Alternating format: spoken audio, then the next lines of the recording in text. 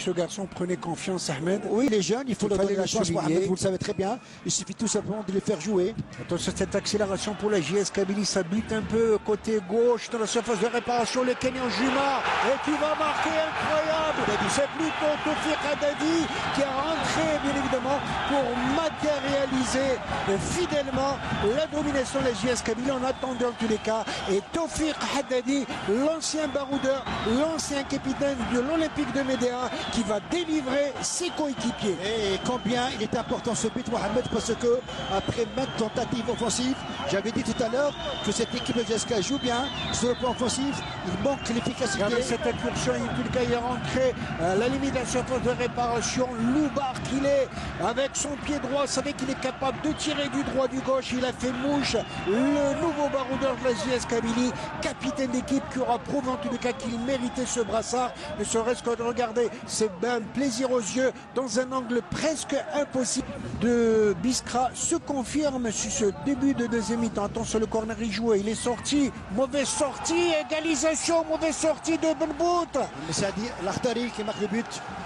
Égalisation de l'Akhtari alors que l'on joue la 49e minute de jeu. N'est-ce pas qu'on avait ici bien dit que cette équipe du Biskra est revenue avec de meilleures intentions, Ahmed? Oui, tout à fait. Puis je voudrais savoir comment est le mental de la JSK, des joueurs, parce que c'est un but qui est venu à un très mauvais moment d'entrée en deuxième période.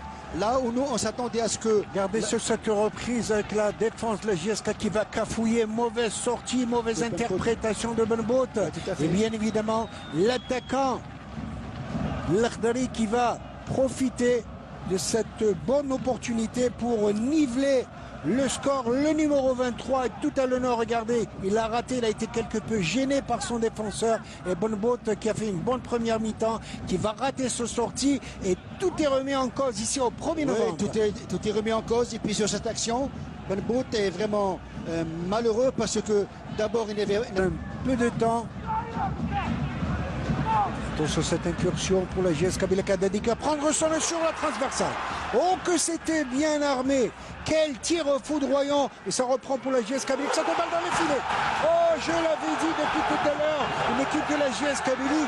Vous avez vu ce tir incroyable. Et sur ce blanc, c'est Haddadi. Mais alors incroyable. Et sur ce but qu'on va revoir bien évidemment la complicité de l'équipe de la JS Kabylie qui a voulu revenir dans le match. Et je pense que c'est Hamroun, c'est Haddadi qui a tiré sur le poteau. Elle est revenue en balle, nous allons revoir. Et c'est cette action bien évidemment qui permet à la JSK. Incroyable et dommage pour cette sympathique formation de Biskra qui a cédé. Elle tenait pourtant en place sur ce match et qui a fini par céder face au coup de bouton. Regardez ce tir de Haddadi sur la transversale. Le gardien archi-battu. Regardez, il a armé son tir, elle revient sur cette balle. Et je pense que c'est Hamroun qui va enrouler cette balle à ras du poteau. Et bien évidemment, l'équipe de la JSK. Regardez, sur cette balle, sur la transversale, comme il a été bien dosé de la part d'Haddadi, je dis capable de tirer du gauche et du droit. Il revient une balle acharnée. Quel tir à ras de terre, il fallait le faire. Il fallait le faire. Et puis cette frappe de Haddadi, le ballon est revenu sur Hamroun. Quand on voit le contrôle orienté de Hamroun vers l'extérieur et qui finit par une frappe enveloppée, enroulée. Le Biskra côté gauche, la surface de réparation, ça cafouille un peu. Et c'est l'égalisation incroyable. Incroyable l'égalisation, je l'avais dit, cette équipe est capable et je pense que c'est l'Akhdari encore qui a fait des siennes.